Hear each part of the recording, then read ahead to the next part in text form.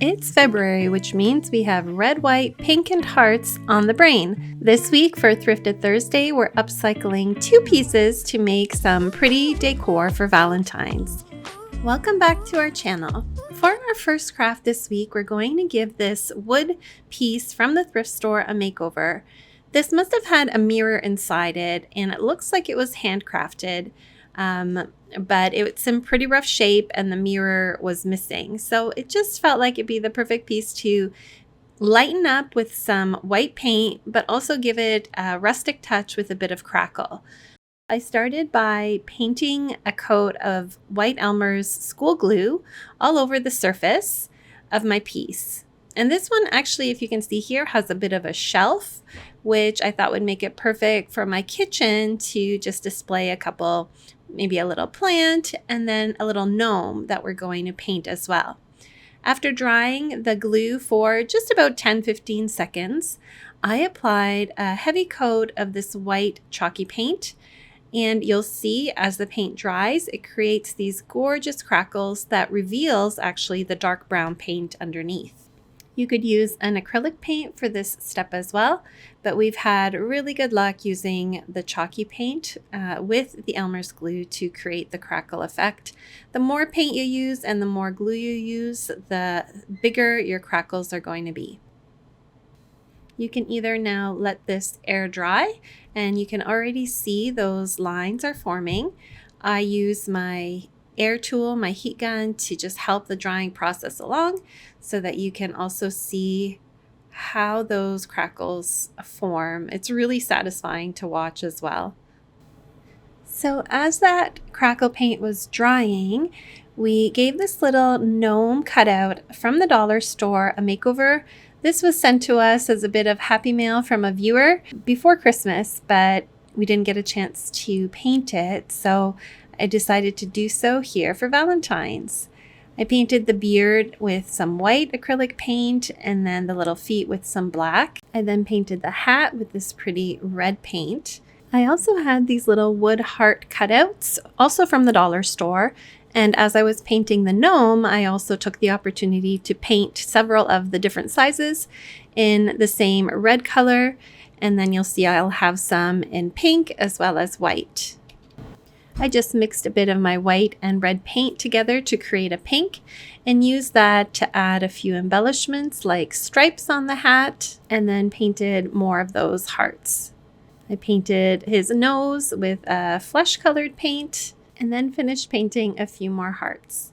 Now it was time to add the hearts to the gnome, and I had this idea to have him holding a bit of a almost garland or string of hearts, and so that's what I glued onto the front there. I also wanted to use the painted hearts with the actual wood frame, so I strung together all the different colors, including some gold ones in different sizes, onto lengths of twine. And I think I did about 5 of these heart garlands with the plan to have them dangling in that opening of the frame. And I glued those in place after creating a bow with this buffalo check ribbon and gluing that to the front of the frame. I love how both of these pieces out. The little gnome after Valentine's I can just take off the shelf. I added a little potted greenery on there. And I don't know, just the perfect little touch for my dining room, especially with this LED light on there to add a bit of warmth and coziness. Okay, this second craft's a bit of a cheat. It's not quite a thrift store flip. I'm using a piece of scrap wood and then a printed image. So hopefully it still qualifies for a Valentine's Day craft. I found this piece of wood actually in my father-in-law's scrap wood pile a couple of years ago, and it's been collecting dust in my basement. So I thought it'd be really fun to try this image transfer technique. After painting the entire surface with some white chalky paint and then letting that dry, I cut out this image that I had printed just with my inkjet printer at home onto regular copy paper. I actually cut through 2 sheets of paper, the image itself, as well as a scrap piece of paper, because I planned to do a buffalo check paint design later, so you'll see why that second layer was important. Once cut out, I applied a really generous coat of Mod Podge over the surface of the printed design. So this is on the right side of the paper, and then turned that face down onto my painted surface. So you can see the second sheet is in behind, and I'm just using a little bit of masking tape to hold all of that in place. Now I used that second sheet because, like I said, I was planning to do this buffalo check painted design, and I knew I'd be putting the masking tape over top, so I didn't want the masking tape to rip off my image sheet, and so that scrap paper sheet is just there to help protect the image below. Now to paint the buffalo check design, we start by placing strips of masking tape horizontally to create evenly spaced stripes. And then I'm mixing up a little bit of white paint plus some of this teal because I want my buffalo checks to be teal and white. So here we first want to have a nice light shade of whichever color you're planning to use. You can see it's just a really light teal color. And then I brushed that on to create the stripes in the areas that are not covered by the masking tape. Now after drying this with my heat tool, you could let it air dry. The heat tool just helps speed it up. I removed those strips of tape and just set them aside because we will need them again for the step after this next one. But after removing these horizontal strips of tape, I'm going to repeat this process by using vertical pieces of tape, and I like to start in the center and then work outwards. So you're going to place one strip down, place a second one, and use that to help with the spacing, and then continue on either side. Once the tape is in place, you're going to use the same light shade of teal paint to paint those stripes.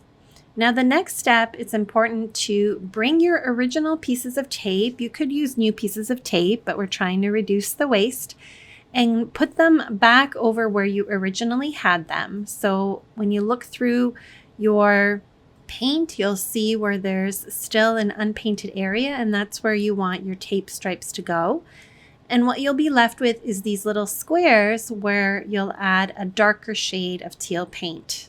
Now after drying, it's going to be the moment of truth to see if our taping worked, and ta-da! It's looking really good. This buffalo check has the darker teal squares surrounded by the lighter teal and white squares.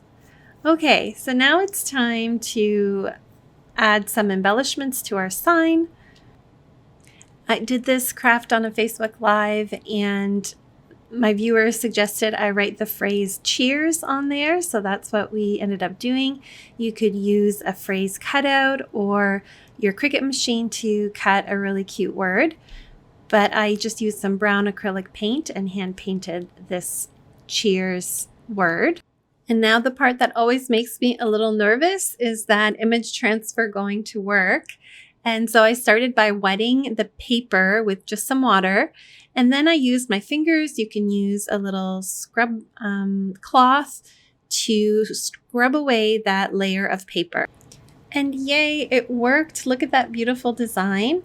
You might notice that as the paper dries, you'll have to go back and repeat this wetting and scrubbing process a couple of times. I actually had to do it 3 whole times to really get that nice vivid image below. I just love this technique. You could use it for photos or any other designs that you have.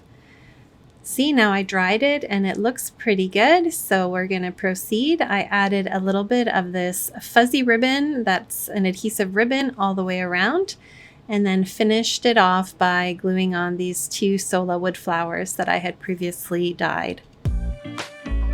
And there you go, a little sign to add a sweet touch to your Valentine's decorating, made with some scrap wood and an image transfer. Thank you so much for watching. We hope you found some inspiration in these Thrifted Thursday projects. Let us know in the comments below which is your favorite. And be sure to subscribe and hit that notification bell for more thrift store and upcycling ideas. Bye for now.